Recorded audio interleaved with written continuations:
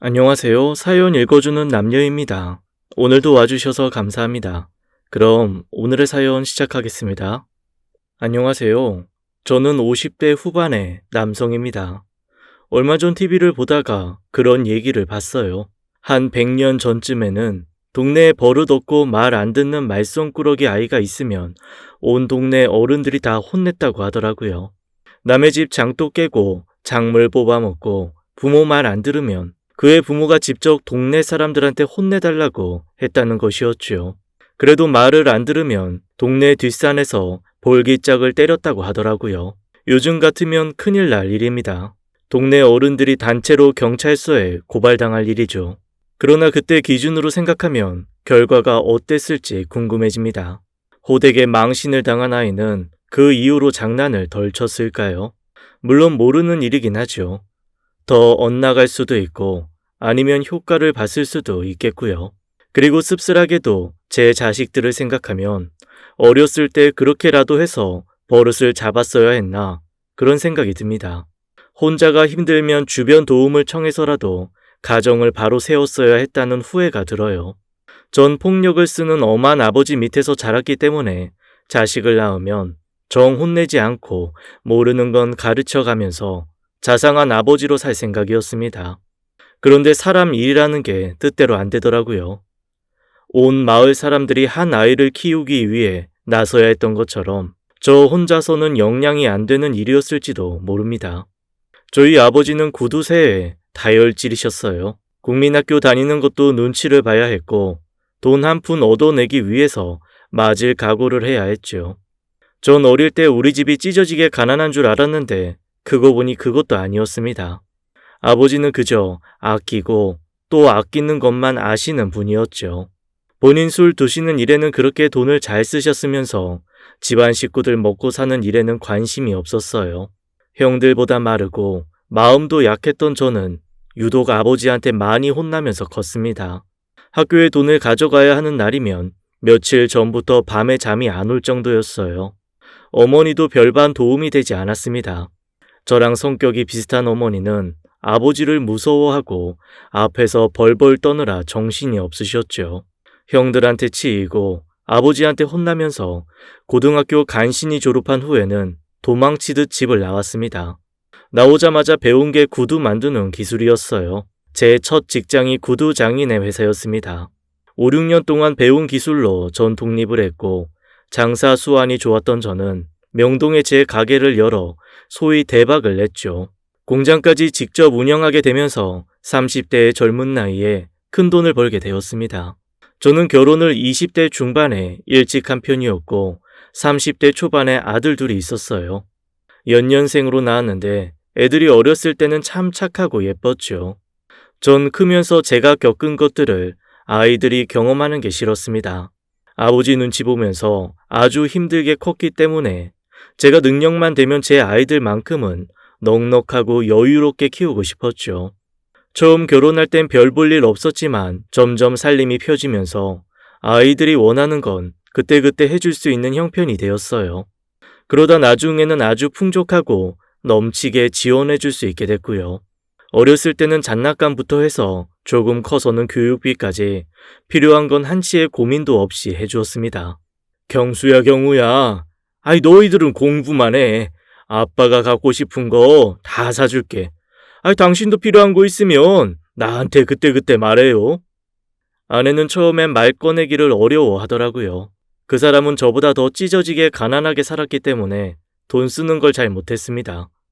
그래서 설득을 했어요. 어려서 학교 다닐 때 아버지한테 돈 달라기가 얼마나 어려웠는지 알아? 가슴에 아주 한이 맺혔다고. 그런데 이제 나 돈 벌 만큼 벌고 애들한테 필요한 거 다 해줄 수 있게 돼서 얼마나 좋은지 몰라.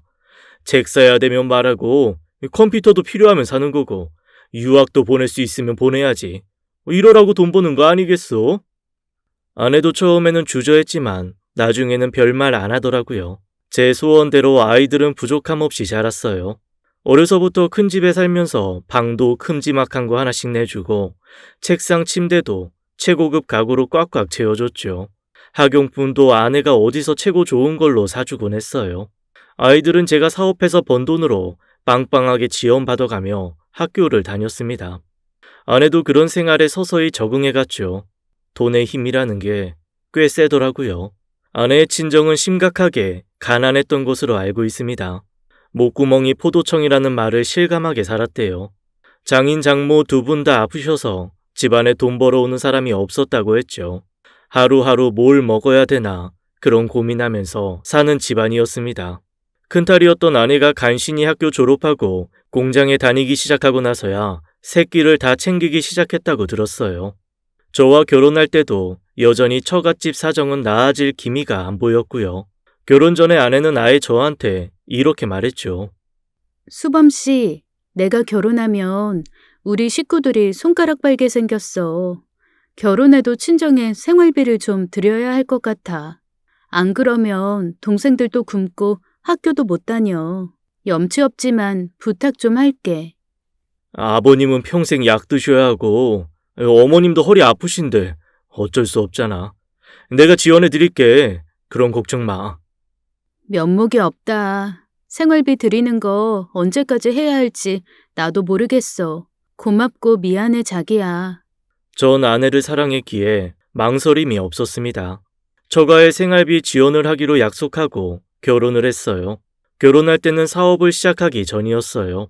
없는 처지의 처갓집에 달마다 생활비를 보내는 게 힘들었지만 구두 사업이 잘 되면서 큰 돈을 벌게 되자 아내는 당연하다고 생각하는 것 같았습니다. 그리고 이것저것 요구 사항이 많아졌어요. 여보, 우리 이제 집을 좀 이사하는 게 낫지 않겠어요? 애들 학교도 좋은 동네 가서 보내야 공부 잘한대. 당신만 허락하면 내가 집 보고 올게요. 그래, 그러지 뭐. 당신이 보고 쓸만한 집 있으면 말해. 그때 내가 가서 볼게. 아내는 입이 떡 벌어질 만큼 넓은 집을 보고 왔더라고요. 그것도 부자 동네 한복판이었습니다. 저는 사실 좀 놀랐어요. 버는 돈은 많았어도 그렇게 넓은 집에서 살 생각은 아니었거든요. 아내는 그 정도는 돼야 살만하다면서 저를 갖은 애교로 설득하더라고요. 결국 아내에게 넘어가 50평이나 되는 집을 계약했고 차도 좋은 차를 뽑게 되었습니다. 저는 웬만하면 아내가 하자는 대로 다 해주었어요. 아내가 좋은 동네로 가더니 단번에 변하더라고요. 그 동네 사람들과 어울리면서 점점 치장을 하기 시작했죠. 원래 시장표 옷 아니면 입지도 않던 사람이 백화점 쇼핑을 하고 낮부터 마사지를 받고 미용실에 간다면서 바쁘더라고요. 일주일에 한두 번 빼고는 아이들이랑 늘 외식을 하는 것 같았습니다. 집에 오면 제가 먹을 만한 게 없었어요. 순 애들 간식뿐이었습니다. 그 당시에 저는 공장 일이 너무 바빠서 김밥 한 줄로 저녁을 때울 때도 많았어요. 밤 늦게 집에 오면 따뜻한 밥이랑 찌개 같은 게 또 먹고 싶더라고요. 그래서 아내한테 밥 없냐고 물어보면 면박을 당했습니다. 오늘 애들이랑 밖에서 돈가스 먹고 와서 밥 하나도 없어요. 집에서 기름 튀는 건 좀 그렇잖아요. 그리고 당신은 공장에서 사람들이랑 저녁 먹는 거 아니었어요? 밤 11시가 훌쩍 넘었는데 무슨 찌개를 끓이래. 짜게 먹으면 안 좋으니까 그냥 자요. 정 배고프면 라면이나 끓여 먹든가. 아니, 저녁 때 당신이랑 애들 먹고 남은 거 있을까 해서 물어본 건데, 왜 그렇게 화를 내? 막 잠들려는 사람 깨우니까 그렇죠. 일이 바쁘면 아예 저녁을 좀 늦게 먹어요. 그러면 밤늦게 배고플 일도 없잖아요. 알았어. 신경 쓰지 마. 얼른 자. 아내가 그럴 때마다 솔직히 좀 힘들었습니다. 그렇게 고생하고 돈을 많이 벌어와도 이런 대접밖에 못 받나 황당하고 속상했죠. 짠 거 먹지 말라면서 라면은 왜 먹으라고 하는 건지 차려주기 싫은 티를 숨기지도 않더라고요. 그러나 제가 희생하면 가족들이 편히 지낼 수 있으니까 그걸로 만족하려고 했습니다. 그게 가장의 숙명이라고 생각했어요. 그런 일이 몇 번 반복되고 전 아무리 바빠도 공장에서 밥을 제대로 챙겨 먹으려고 노력했습니다. 안 그러면 체력이 딸려서 일을 못하겠더라고요. 사업은 나날이 잘 돼서 집에 갖다 주는 돈도 더 늘어나기만 했죠. 일이 많아서 매일 밤늦게 들어오다가 가끔 일찍 퇴근할 때가 있었어요. 그런 날이면 가족들과 편안하게 쉬고 싶은 생각이 간절했습니다. 평소보다 일찍 아이스크림이라도 사들고 집에 가면 아이들이 반겨줄 줄 알았는데 현실은 제 상상과는 거리가 멀었어요. 얘들아, 아빠 왔다. 경수야, 경우야. 얼굴 좀 보자. 하지만 아내는 퉁명스럽게 절 맞이했고 아들들도 전혀 반기는 얼굴이 아니었습니다. 당신, 웬일로 오늘은 일찍 왔어요? 이런 싸구려 아이스크림은 왜 사왔어요?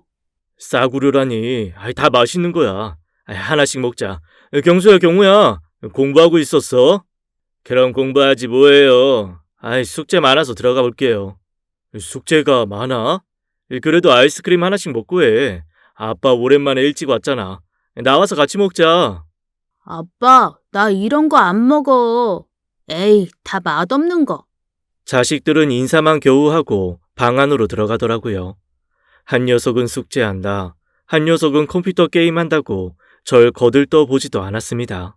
그리고 아내는 제가 일찍 들어오면 뭐가 그렇게 불만인지 집밥 차리는 게 힘들다면서 궁시렁대더라고요. 밥도 찬밥에 찌개도 냄비 바닥에 남은 걸 데워주곤 했죠. 반찬도 그럴듯하게 먹고 싶었지만 냉장고에 오래된 걸 대충 줘서 젓가락이 갈 곳이 없었습니다.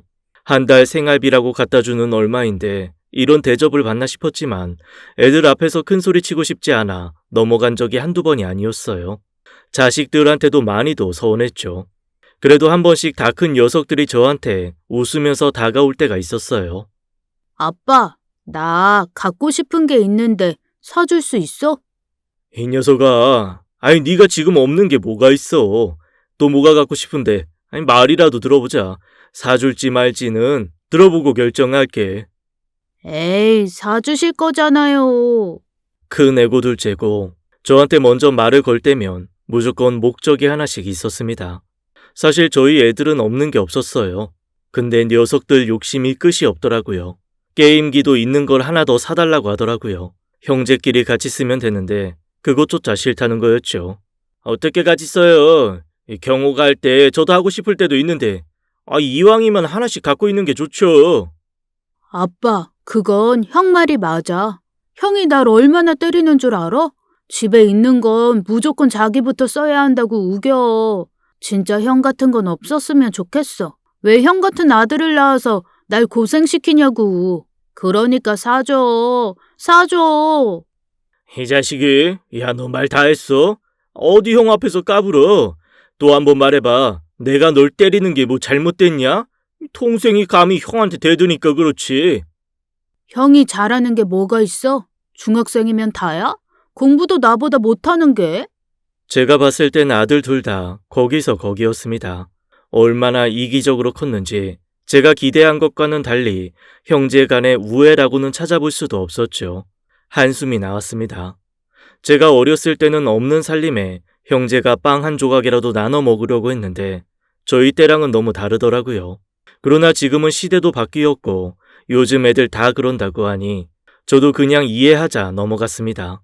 또 지금은 제가 능력이 되니까 뭐든지 해줄 수 있음에 감사하면서 결국 아이들이 해달라는 건 다 해줬어요. 자, 게임기 각자 하나씩 됐으니까 싸우지들 마라. 아빠 앞에서 형제가 싸우는 모습 보이지 말고 그것만큼 아빠 힘 빠지는 거 없어. 아빠 최고. 아빠 감사합니다. 그렇게 자기들이 원하는 걸 갖고 나면 또 저한테 무심했죠. 전 그러려니 하고 지냈습니다. 그리고 저에게 시련이 찾아왔어요. 늘 잘 될 줄만 알았던 사업이 경기를 타면서 내리막길을 걷기 시작했죠. 조금만 견디면 되겠지 했는데 값싼 외국산에 밀려 설 자리를 점점 잃더라고요. 결국 제 구두 공장은 문을 닫게 되었습니다. 오래 공들인 사업이 무너지는 건 순식간이었어요. 전 피눈물을 흘리며 구두 공장을 정리하게 되었습니다. 이 과정이 정말 복잡하고 힘들었는데 아내는 힘든 걸 나누려고 하지 않더라고요. 그저 집에 돈 안 갖다 줄까봐 노심초사하는 게 눈에 보였죠. 여보, 당신 공장 닫으면 앞으로 우리 뭐 먹고 살아? 웬만하면 그냥 해요. 지금까지 잘해왔는데 뭐가 문제야? 내가 여태 사업하면서 당신한테 아쉬운 소리 한 적 있어? 어디서 돈을 빌려오랬어? 생활비를 줄인댔어. 이렇게 결정을 할 정도면 얼마나 심각했겠어. 그 생각은 안 해? 다 이유가 있으니까 그만둔다고 하지. 내가 피땀 흘려 세운 내 공장이야. 유지라도 할 수 있으면 내가 이거 포기하겠어? 그런데 아니야. 지금은 값싼 외국산에 밀려서 국산 구두가 설 자리가 없어. 이해해줘. 전 큰 출혈을 무릅쓰고 정리를 한 건데 아내는 그런 제 마음을 조금 더 알아주려고 하지 않았죠. 아우, 난 모르겠어요. 생활비 주던 거 그대로 주고 애들 공부하던 거 끝까지 하게 해줘요. 나보고 어떻게 하란 말이야. 당신 솔직히 말해봐요. 이참에 잘 됐다. 좀 놀아보자. 그런 거 아니에요? 대책 없이 공장을 닫으면 어떡해요? 당신 그게 할 소리야? 위로는 못 해줄 망정. 뭐? 진짜 당신 이럴 수 있어? 씀씀이 좀 줄이고 집도 줄여가면 당분간은 버틸 수 있잖아. 우리가 언제부터 부자였어? 태어날 때부터 부자였어? 상황에 따라 맞춰 사는 거지. 왜 이렇게 억지를 부려? 당장의 씀씀이를 어떻게 줄이란 말이에요? 애들한테는 또 뭐라고 말해요? 속상해 죽겠네 정말. 아무튼 난 이 상황 못 받아들이겠으니까 당신이 뭐라도 해요. 이사는 왜 가요 우리가? 난 여기서 죽어도 버틸 거예요. 정말 이럴 거야? 우리 바닥부터 시작했어. 신혼생활하던 단칸방 벌써 잊었어? 사람이 왜 이렇게 변했어? 확실한 건 전처럼 생활비 못 준다는 거야. 비상사태라고 지금. 그때 전 처음으로 아내에게 큰 소리를 냈어요. 제 마음도 심란하기 짝이 없는데 아내의 태도는 큰 상처가 됐죠. 궁지에 몰린 전 뭐라도 해야 할 것 같았고 결국 집을 담보로 대출을 내서 유리 공장 사업을 하기로 마음먹었습니다. 지인이 그 일을 하는데 벌이가 괜찮다고 해서 덤벼든 거였어요. 하지만 새로 인수받은 유리 공장은 알고 보니 부실하기 짝이 없더라고요. 저한테 그 공장을 판 사람도 뻥튀기를 해서 넘긴 거였습니다. 여유가 있으면 큰일을 결정해도 이것저것 잘 알아보고 할 텐데 그때 전 눈에 뭐가 씌었던 것 같았어요. 그렇게 사업을 오래 했는데도 사리 분별이 제대로 되지 않았습니다. 아무도 맡으려고 하지 않은 공장을 바보같이 사게 된 거였죠. 거래처가 하나도 없는 상태에서 운영을 하려니 쉽지가 않았습니다. 투자금도 많이 들어갔는데 버틸 방법이 없어서 결국 다 포기하게 됐어요. 유리 공장을 철거하고 창고를 지어서 임대 주는 걸 하려고 생각했지만 철거 비용도 만만치 않더라고요. 이러지도 못하고 저러지도 못하고 방치하게 되었습니다. 돈 나올 곳도 없고 대출은 많이 받았고 집안 사정이 급격히 어려워졌어요. 결국 집을 팔고 전셋집으로 옮겨야 했습니다. 그나마 다행이라고 할 수 있는 건 자식들이 모두 대학을 졸업한 후라는 거였습니다. 물론 큰아들이 석사 과정 밟는 걸 중도 포기한 건 미안한 일이었죠. 그런데 큰애는 대놓고 저를 원망하더라고요. 이게 뭐예요? 공부 다 마치고 회사 골라서 가려고 했는데 아버지 때문에 다 망했어요. 급하게 취직을 하려고 보니까 이것도 쉽지 않고 친구들이 공부 왜 그만두냐고 묻는데 제가 할 말이 없잖아요. 상황이 이렇게 된 걸 어떻게 하니? 공부는 일하다가 여건 되면 다시 도전해봐라. 그건 나도 애석하게 생각해. 그렇지만 아버지도 최선을 다했어. 너무 그러지 마라. 그러게 아버지, 잘 알아보고 하셨어야죠. 왜 일을 이렇게 만들어요? 너무 경솔하셨던 거 아니에요? 내가 신이라도 되냐? 나도 어쩔 수 없었어. 그래도 아버지가 기술이 있으니 얼마나 다행이냐. 너도 취업이 됐고 일단 이렇게 같이 이겨내보자. 어쩔 수 없잖니. 옆에 있던 둘째도 보태더라고요. 제 속이 말이 아니었습니다. 에이 쪽팔려서 못 살겠어 진짜. 사는 동네도 구리고 집도 코딱지만 해서 어디 산다고 말도 못해요. 상황에 맞춰 사는 거지. 넌 아버지 앞에서 그게 무슨 소리야. 이 철없는 녀석아. 20대 중반을 넘긴 두 아들이 저렇게 말하는데 기가 막혀서 말문이 막히더라고요. 일이 이렇게 된 걸 다 원망만 하고 절 위로하는 사람 하나 없었어요. 물론 가장으로서 체면이 안 서는 상황은 맞았습니다. 속상했지만 제 상황이 여의치 않았기 때문에 넘어가기로 했어요. 아내 역시 근처만 가도 찬바람이 쌩쌩 불었고요. 서럽고 힘들었지만 그래도 가장이기에 각오를 단단히 했습니다. 전 다른 구두 공장에 나가 일을 하게 됐어요. 거기서 일하면서 받은 월급으로 생계를 유지하게 됐죠. 솔직히 월급도 그렇게 적은 액수는 아니었습니다. 차이가 있다면 아내와 아이들이 전처럼 돈을 쓸 수 없다는 거였어요. 잘 살았을 때와 달리 사는 게 하늘의 땅 차이였겠죠. 그래도 다행히 아들 둘 다 취업했다는 소식이 들려왔습니다. 전 애들이 참 자랑스러웠어요. 장하다 경수야 경우야. 생활비는 아버지가 감당할 테니까 너희는 착실히 장가갈 돈 모아. 돈 허투루 쓰지 말고. 알아들어? 그건 저희가 알아서 할게요. 저는 아이들을 장하다고 칭찬해줬지만 애들 표정은 썩 기뻐 보이지 않았습니다. 아무래도 저한테 불만이 많은 것처럼 보였어요. 그리고 아들들의 첫 월급날이 되었습니다. 속으로 두 애들이 저한테 내복이라도 하나 사주겠지 기대했지만 아무런 얘기가 없더라고요. 저는 아내에게 은근히 물어보았습니다. 그때 제가 뭘 물어보면 차갑게 대답하기 일쑤였죠. 여보, 애들 월급날 안 됐어? 왜요? 애들 월급까지 뺏어다가 빚 갚게요? 무슨 말이 그래. 애들 첫 직장, 첫 월급날의 의미 있잖아. 같이 축하해 주려고 물어본 거지. 몰라요, 난.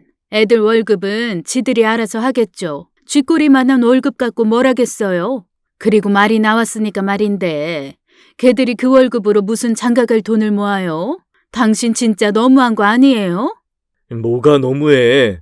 아니, 당신 진짜 아직도 정신 못 차렸어?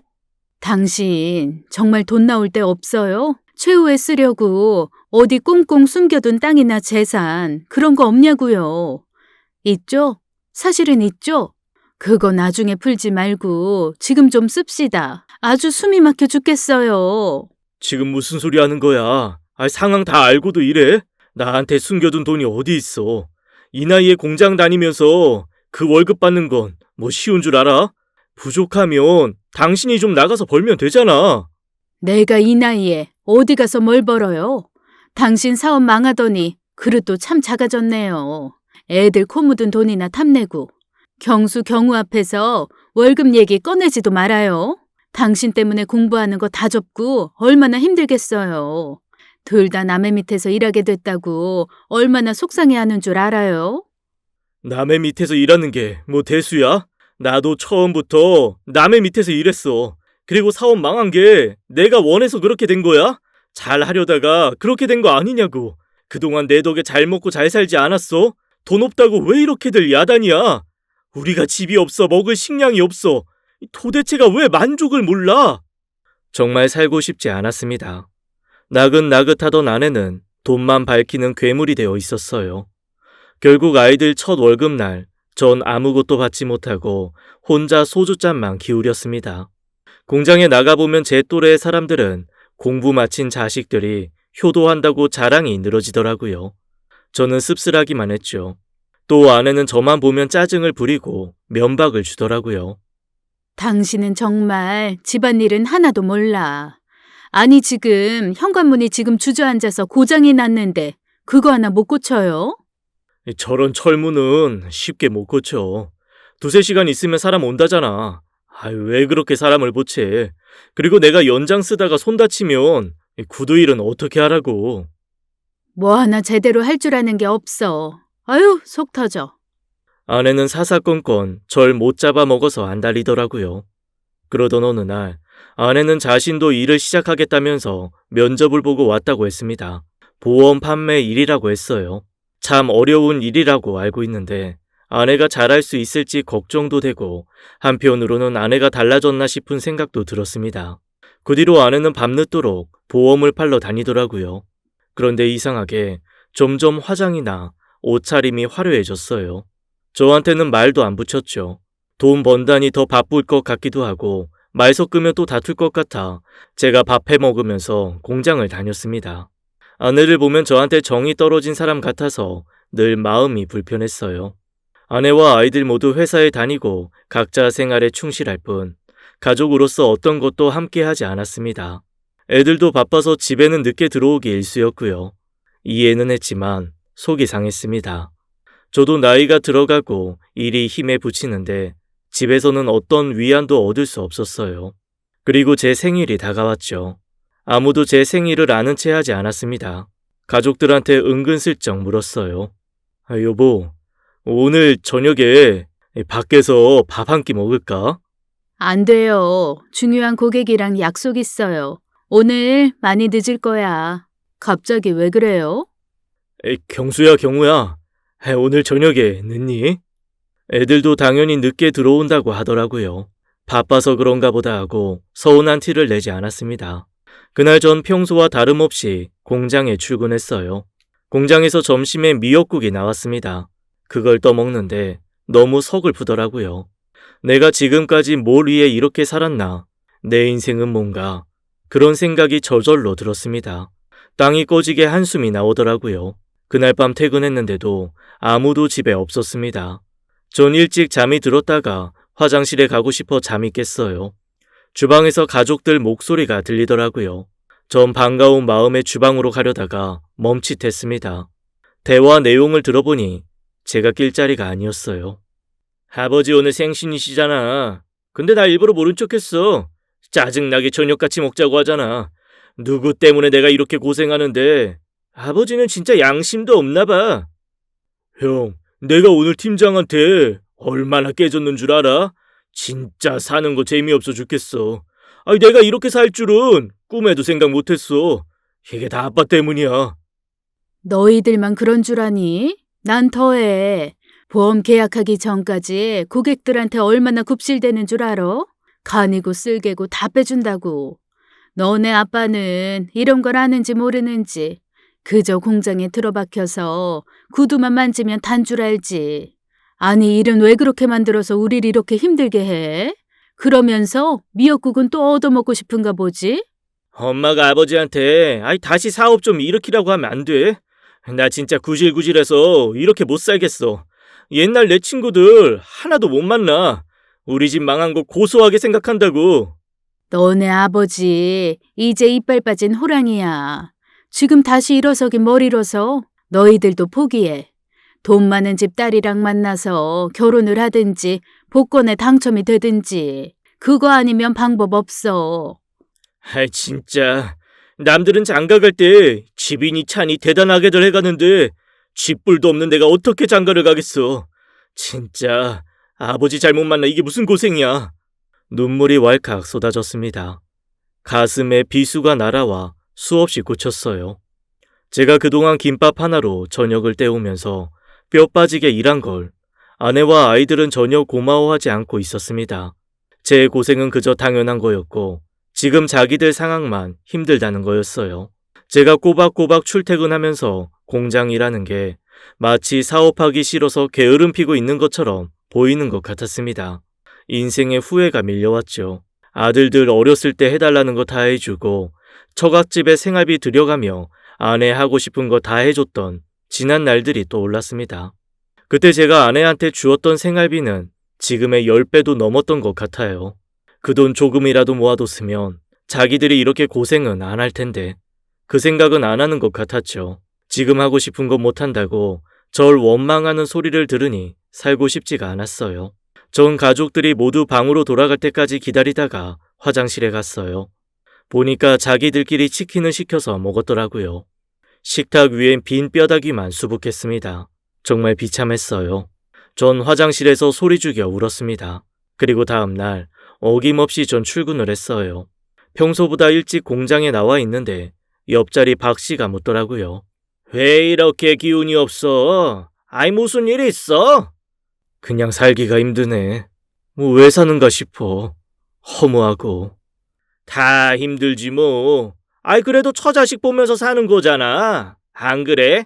아들들 다 커서 직장 다닌다면서. 지들도 일해보니까 힘들다고. 아버지 고생하신다고 안 그래? 지들 먹고 살기 바쁘지 뭐. 아내도 보험일 한다며. 걱정 없네 이씨. 우리 아내는 집순이야. 집이 제일 좋대. 퇴근하고 집에 가면 뜨끈한 찌개, 소주 한잔 하는 게 유일한 낙이야. 박 씨는 복 받았네. 복? 인생 뭐 있어? 그냥 가족 건강하고 각자 직업 있고 그러면 된 거 아니야? 이 씨가 보기보다 욕심이 많구만. 전에 사업을 크게 했었다며. 사는 게 그만 못해서 그래? 박 씨는 저한테 기분 내라고 커피를 한 잔 타주더라고요. 깊은 후회가 몰려왔습니다. 첫 단추부터 잘못 꿰었다는 생각이 들었어요.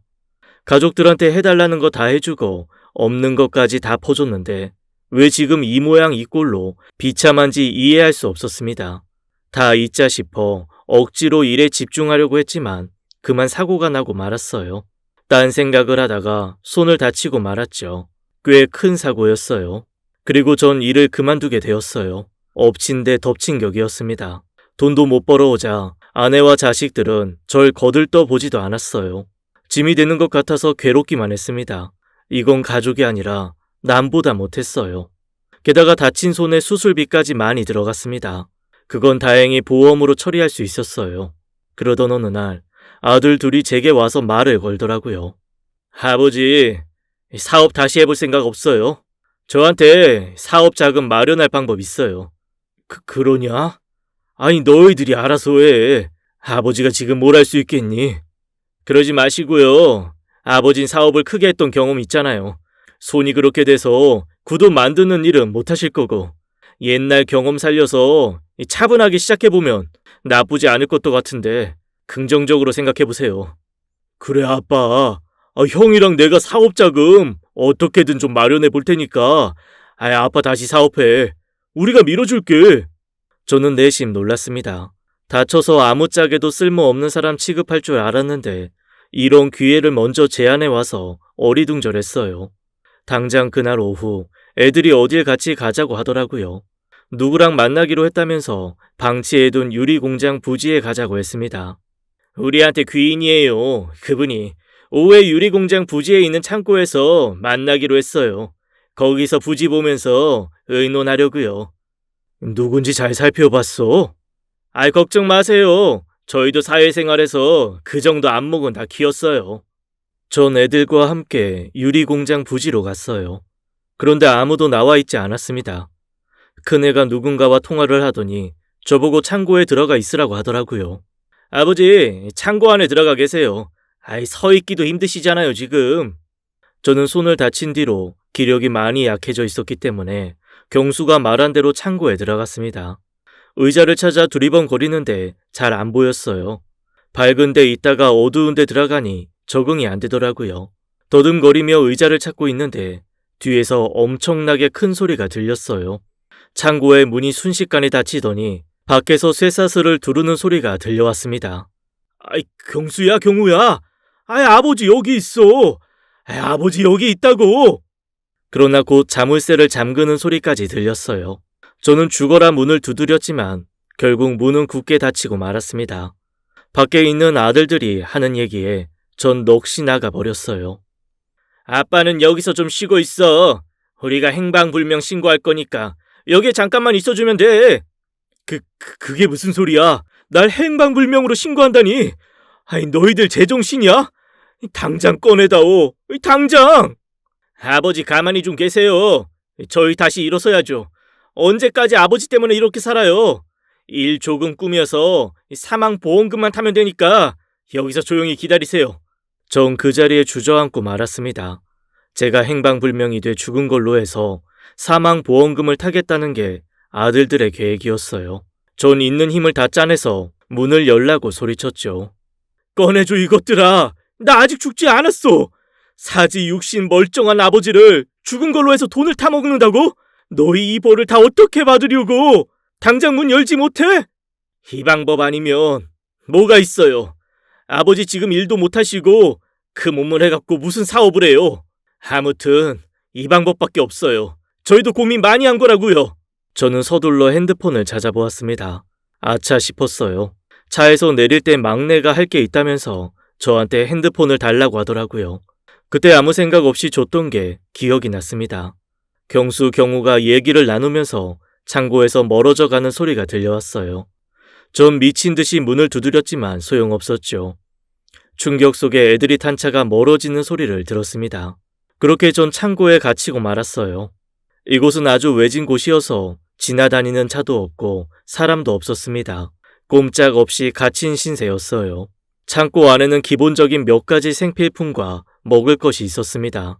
물이랑 데워 먹는 밥이 몇 개 있었고 시리얼 상자만 여러 개가 있었죠. 전자레인지 같은 건 당연히 없었습니다. 화장실은 밖에 있었어요. 대신 커다란 약수통이 여러 개 있었죠. 그 통을 나중에 그렇게 쓰리라고는 처음에 생각도 못했습니다. 충격이 한 차례 휩쓸고 지나가니 온몸이 떨려서 일어날 수가 없었어요. 억울하고 분하고 원통했습니다. 내가 이런 꼴까지 당해야 하나 오기가 생기고 속에서 천불이 솟았어요. 전 버려진 거나 마찬가지였습니다. 이렇게 살아서 뭐하나 그런 생각과 함께 나가서 이것들을 혼내주자 그런 생각이 교차했어요. 점점 배가 고파왔습니다. 죽든지 살든지 그건 나중에 결정하고 일단 배고픔을 해결하자 싶었죠. 전 거기에 있는 밥을 그냥 우걱우걱 씹어 먹었어요. 언제까지 있게 될지 몰라 그 물기 없는 밥도 아껴 먹게 되더라고요. 나중에는 화장실이 급해서 약수터통에 볼일을 보게 되었습니다. 정말 비참했죠. 시간이 얼마나 지났는지 몰랐고 밖에서 새어 들어오는 빛으로 밤과 낮을 구별했습니다. 저는 거기서 제 지나온 인생을 반추했어요. 그런 생각이 들었죠. 여기서 죽게 되면 모든 게 끝이지만 만약 천운으로 나가게 된다면 전과 같이 살지 않겠다고 이를 갈았습니다. 살려주세요! 꺼내주세요! 여기 사람 있어요! 그러던 어느 날 차 소리가 들리는가 싶더니 익숙한 말소리가 들려왔어요. 저희 왔어요. 경수냐? 경우야, 이제 날 좀 꺼내다오. 사망보험금인지 뭔지 그거 내가 밖에서 타다 줄게. 그러니 제발 꺼내줘. 아버지 멀쩡히 살아계신데 그걸 어떻게 타요? 말이 되는 소리래요. 내가 어떻게 해서라도 타다 줄게. 여기 갇혀 있는 건 못하겠다. 죽은 척을 해서라도, 아니 죽어서라도 너희 그 돈 갖게 해줄게. 제발 꺼내줘. 아빠, 아이 괜한 고집 부리지 말고 조금만 참아. 잘 있나 확인하러 왔어. 우리 그만 갈게. 아니 이 녀석들아, 어딜 간다고 그래? 아버지를 꺼내줘야지.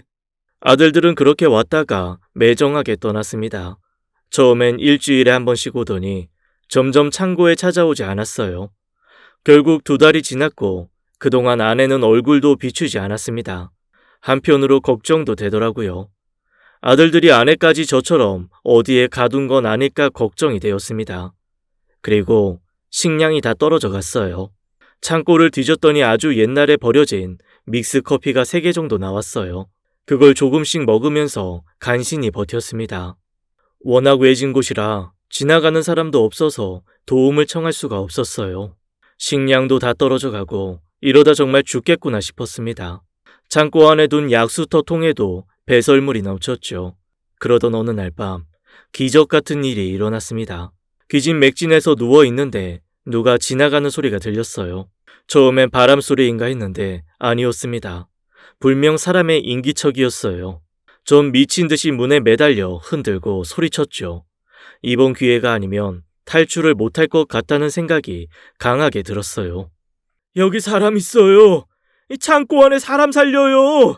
거기 누구 없어요? 사람 좀 구해줘요.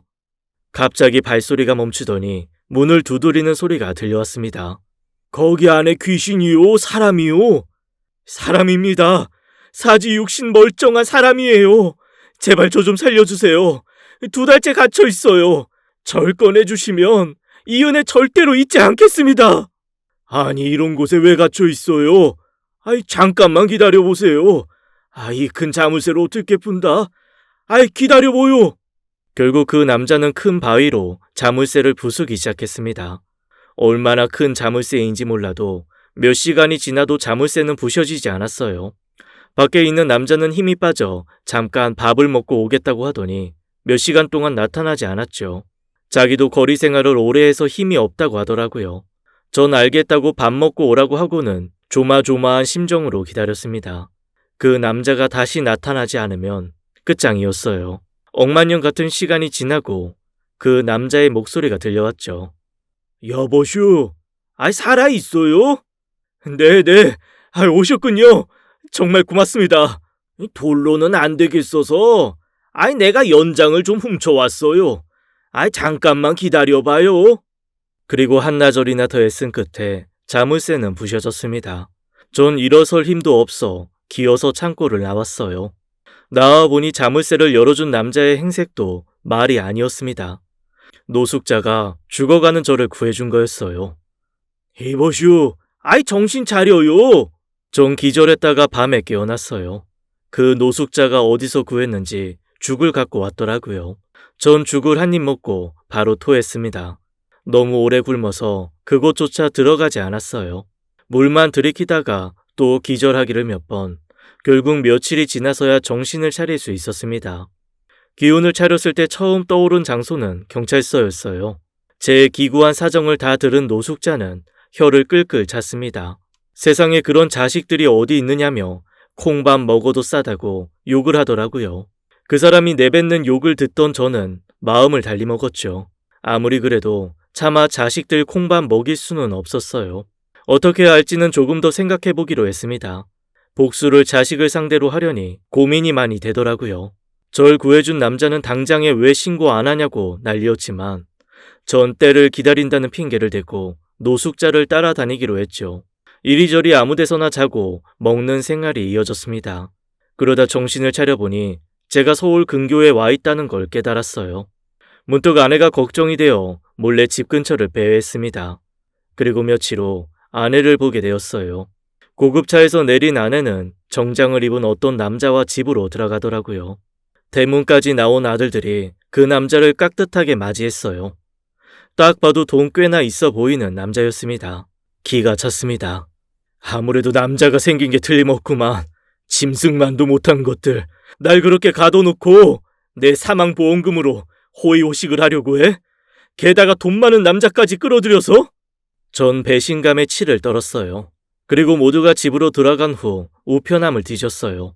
뜻밖에도 제 앞으로 날아온 우편물을 발견했죠. 전 그걸 갖고 집에서 멀리 있는 다리 밑으로 몸을 숨겼습니다. 거기서 뜯어본 우편물을 보고 전 제 눈을 의심했어요. 유리공장 부지가 신도시 개발로 수용된다는 내용이었습니다. 엄청난 보상금이 보장된다는 내용이었어요. 전 바위처럼 얼어붙어 종이 위에 써있는 글자와 숫자를 읽고 또 읽었습니다. 처치곤란이었던 유리공장 부지가 엄청난 재산 가치가 있는 땅으로 거듭난 거였어요. 다시 재기할 수 있는 처음이자 마지막 기회라는 생각이 불현듯 들었습니다. 쓸모없던 그 땅은 온전히 제 앞으로 되어 있던 땅이었죠. 버려진 것이나 마찬가지였기에 아들들은 그곳 창고에 절 가둔 것이었고요. 전 당장 노숙자 생활을 청산하기 위해 행동을 개시했습니다. 오래 묵은 때를 다 먹겨내고 이발도 하고 새 옷도 사 입었어요. 유리공장 부지를 팔아 받은 돈으로 다시 사업을 시작하게 됐습니다. 사람에게 들어오는 운때라는 것이 따로 있는지 우연찮게 블랙박스 사업을 건드리게 됐고 오프라인이 아닌 온라인 사업에 도전하게 되었죠. 그 모든 게 일사천리로 진행됐어요. 제가 누군가의 도움을 필요로 할 때마다 귀인이 나타나 사업을 한 단계씩 끌어올려줬습니다. 그렇게 전 사업을 안정화했고 생각보다 훨씬 큰 돈을 벌게 되었습니다. 사업이 잘 돼서 좋은 집을 구하고 노숙 생활할 때와는 비교도 안 되게 안락한 생활을 하면서도 전 제가 당한 일을 잊지 못했어요. 비대 있는 화장실을 쓰면서 창고 안에서 배변을 해결하던 그때가 떠올랐고 갓 지은 밥을 먹을 때는 물 한 모금조차 아껴 마시던 그 상황이 떠올랐어요. 그리고 복수할 때를 기다렸습니다. 집을 떠난 지 정확히 5년이 다 되어갈 무렵 이혼 서류를 들고 예전에 가족이라 불렸던 그들을 찾아갔어요. 그들은 현관 도어록 번호도 예전 걸 그대로 쓰고 있죠. 아마 제가 찾아올 거란 생각은 조금도 하지 않았던 것 같았어요. 집엔 아무도 없었고 전 조용히 그들을 기다렸어요. 그리고 제가 화장실 간 사이 문이 열리는 소리가 들려왔죠. 전 손을 씻다 멈칫했습니다. 그들은 제 이야기를 하고 있었어요. 올해가 딱 5년인데 아버지 실종 선고가 내려질까? 그 양반 없어진 지 딱 5년째 맞지? 분명 오래 굶어서 어디 가도 살아있지 못할 텐데 설마 살아 돌아오는 일은 없겠지? 엄마는 무슨 그런 상상을 해. 거기 식량도 얼마 없었고 아예 엄청 외진 곳이잖아. 살아 돌아오면 귀신으로밖에 볼 수 없어. 그나저나 어떻게 거길 나갈 수 있었는지 그게 난 지금도 궁금해. 누가 연장으로 자물쇠를 부순 게 분명한데 말이야. 연장도 없고 깨진 돌만 굴러다닌다던데 그게 영 찜찜해. 누가 자물쇠 부순 거지? 더 신경 쓰지 말아라. 살아나왔어도 오래 못 살았을 양반이야. 법원에서 실종 선고 내려지기만 기다리자고. 그럼 곧바로 사망보험금 신청할 수 있어. 내가 이 일 꾸미려고 공부를 얼마나 한 줄 알아? 머리카락이 다 하얗게 샜잖아. 엄마, 진짜 고생했어요. 우리 사망보험금 나오면 집부터 이사하자. 무슨 소리야? 사업해야지. 장가 가려면 그 돈 굴려서 몇십 배는 불려야 돼. 들려오는 대화에 전 기가 차고 분노가 치밀어 올랐습니다. 그 셋은 저의 생사 여부에 조금도 관심이 없었어요. 진짜 제 주검을 봤다고 해도 눈물 한 방울 안 흘릴 인간들이었죠. 오로지 사망보험금에만 관심 있는 자식들과 아내는 사람이라고 할 수 없었습니다. 더 분노가 치미는 건 이 모든 게 아내가 꾸민 짓이었다는 사실이었습니다. 전 더는 참을 수 없어 문을 박차고 나갔어요. 사람 같지도 않은 것들, 하늘이 무섭지도 않냐? 내가 분하고 억울해서라도 니들보다 100년, 1000년을 더 살아야겠어. 이 천하의 몹쓸 것들! 저를 본 아내와 아들들은 정말 귀신을 본 것처럼 놀라 자빠졌습니다. 얘들아, 지금 이게 무슨 일이냐? 니들 아버지 죽은 게 맞나 보다. 구천을 떠돌고 있나 봐. 구청 같은 소리 하고 있네. 나 이수범 멀쩡히 살아있어. 니들이 나 죽이려고 창고에 가뒀지. 멀쩡하게 살아남았다고. 이 천하의 몹쓸 것들. 사람 탈을 쓴 짐승들아. 너흰 살아서도 죽어서도 이 지옥을 맛보게 될 거다. 어떻게 지금까지 살아 계세요? 분명히 창고에 먹을 것도 없었는데 살아나왔어도 오래 못 사셨을 건데. 저는 열이 뻗쳐 큰 아들 녀석의 멱살을 잡고 흔들었습니다. 전 예전의 제가 아니었어요. 사업하면서 운동을 열심히 해 온몸이 근육이었고 덩치도 커져 있었죠. 그게 아들놈이 할 소리야? 대학 졸업할 때까지 넘치도록 부유하게 살게 해줬더니 사업 미끄러졌다고 애비를 사지로 몰아? 여보, 왜 이래요? 경수 놔줘요. 오죽하면 우리가 이랬겠어요. 오죽하면? 내가 너희들 밥을 굶겼어. 길바닥에서 재우기를 했어. 풍족하게 돈 쓰고 살게 해줘야 아버지 남편이야? 에라이 짐승만도 못한 것들. 어디 니들 마음대로 되나 봐라. 실종신고 좋아하네. 앞으로 너희 셋 콩밥 먹을 각오해. 그러자 막내 아들놈이 저한테 달려들었습니다. 바지가랑이를 잡고 빌더라고요. 아빠 잘못했어. 우리가 잘못했어. 나 감옥 가기 싫어. 제발 경찰에 신고하지 마. 못난 인간들 셋이 제 발밑에 매달려 제발 경찰에 신고만 말아달라고 비는데 억장이 무너졌습니다. 전 간신히 마음을 가라앉히고 이혼 서류를 내밀었어요. 당신 이리 와서 도장 찍어. 이혼하자고. 지금 이 순간부터 내가 하자는 대로 순순히 안 하면 셋 다 콩밥 먹을 각오해. 아내는 눈물을 찔끔거리면서 도장을 찍었습니다. 전 서류를 봉투에 넣고 당장 일어섰어요. 이 인간들이랑 1분도 더 함께하기 싫었습니다. 그러는 사이 세 사람은 절 자세히 훑어보더라고요. 건강해진 몸, 좋아진 얼굴, 척 보기에도 비싸 보이는 양복이 눈에 띄었던 것 같았죠.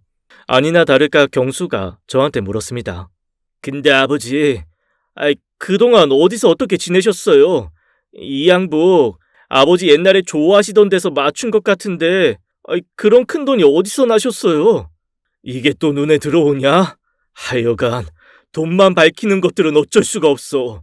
왜? 죽은 줄만 알았던 애비한테 돈 냄새가 풀풀 나냐? 하늘이 날 불쌍히 여기셨는지 횡재수를 주셨어. 이제 너희와는 아무 상관없는 이야기지만. 횡재수라뇨? 자세히 얘기 좀 해봐요. 몇 해 전에 당첨됐어. 로또 1등에. 상상도 못할 금액이 한 번에 들어왔지. 덕분에 잘 먹고 잘 살고 있지만 세 사람과는 아무 상관없는 일이야. 안 그래? 난 이만 간다. 앞으로 다시 보지 말자. 경찰에 신고할지 말지 아직 결정 안 했으니까 끽소리도 말고 살고 있어. 알았어? 여보, 안 돼요. 가긴 어딜 가요. 그리고 서류 1위네요. 이유는 무슨? 당치도 않아요. 로또 당첨됐다는 제 거짓말에 아내는 당장 이혼 서류를 찢더라고요. 참 가소로웠습니다. 절 사지에 몰아넣었던 아들 녀석도 무릎 꿇고 손을 싹싹 빌며 잘못했다고 빌더라고요. 아버지 잘못했어요. 제가 죽을 죄를 졌어요. 한 번만 봐주세요, 한 번만요. 부모 자식 인연이 천륜이라는데 아버지 넓은 아량으로서 한 번만 봐주세요. 제가 미련했어요. 어리석었다고요. 절대 그런 생각을 하면 안 되는 거였는데 엄마 때문에 그렇게 했어요. 전 안 하겠다고 했는데 엄마랑 경우가 절 꼬드겼어요. 아버지, 저 아직 하고 싶은 게 많아요. 저 버리지 말아주세요. 형 말 믿으면 안 돼요, 아버지. 진짜 안 된다고. 하지 말자고 한 건 저였어요. 엄마랑 형한테 입술려 나쁜 짓 저질렀어요. 죄송해요, 잘못했어요. 1000번이고 10,000번이고 빌게요. 아버지가 기라고 하면 키고 하라는 대로 다 할게요. 제발 저 버리지 말아주세요. 감옥도 다녀오라면 다녀올게요. 아버지, 저 대출이 많아요. 지금 돈 때문에 하루하루 숨이 막혀요. 저 이 세상에 아버지 한 분이잖아요. 저 좀 도와주세요. 네? 여보, 경수 아빠, 가긴 어딜 가요. 여기 계세요, 제발요. 진심으로 반성할게요. 절절하게 빌 테니까 제발 언제가 됐든 용서만 해줘요. 우리도 힘들었어요. 그래서 해서는 안 될 일 했고요. 미안해요. 정말 잘못했어요. 제발 우리 버리지만 말아줘요. 경수 아빠, 수범 씨, 한 번만 용서해줘요. 셋이 무릎 꿇고 손이 발이 되도록 비는데 정말 열이 뻗치더라고요. 저한테 돈이 있는 걸 알고 박쥐처럼 붙어보려는 의도가 눈에 빤히 보였습니다. 정말 상종 못할 인간들이었죠. 전 호통을 쳤습니다. 좋으면 삼키고 쓰면 뱉어? 너희들한테 난 길바닥에 붙은 껌보다도 못한 존재 아니었어? 이거 왜 이래? 돈 좀 있다니까 또 빌붙고 싶어? 당신 나한테 어떻게 했어? 사업 잘 나갈 때도 나한테 따뜻한 밥 한 번 차려준 적 있어? 진심으로 따뜻한 위로의 말 한마디라도 해준 적 있냐고? 내가 큰 거 바랬어? 늦게 퇴근해 배고프다고 하면 구박하고 허구한 날 돈만 가져와라 채근하고. 나 당신 남편이었던 적 없어. 현금 지급기였지. 그리고 경수 경우 너희들 그러는 거 아니다. 그 죗값 다 어떻게 받으려고 그래.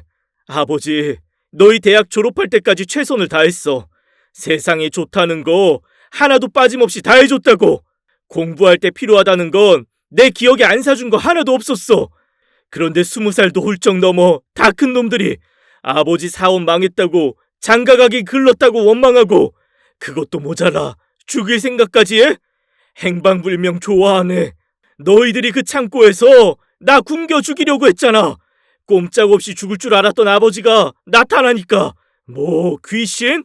이 형편없는 놈들아, 난 돈은 많을지언정 인생에선 실패했어.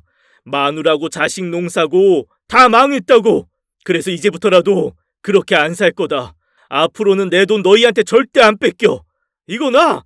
왜 바짓가랑이를 잡고 난리야? 셋이 잘 먹고 잘 살아봐 어디?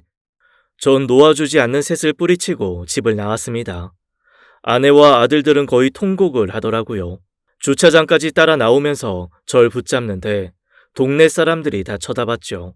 그러거나 말거나 전 얼마 전에 새로 뽑은 고급 외제차를 타고 그곳을 떠났습니다. 백미러로 보니 아내와 아들들은 주저앉아 땅을 치고 후회하는 모습을 보였어요. 얼마나 호되게 당했는지 전 그런 모습을 보고도 조금도 마음이 약해지지 않았죠. 오히려 후련했습니다. 전 지금 혼자 살고 있어요. 이제 가족을 만들고 싶은 생각이 없고 오로지 저만을 위해서 살겠다고 다짐했고요. 현재는 일도 적당히 하고 건강 챙기며 편안하게 살고 있습니다. 참, 절 창고에서 구해준 노숙자와 가깝게 지내고 있어요. 그분은 이제 저희 회사 직원으로 출퇴근을 하고 있죠. 일하다가 쉴 때 그분과 함께 장기, 바둑두며 얘기를 나누는 게 요즘 저의 낙이기도 합니다. 그분도 참 사연이 기구하더라고요.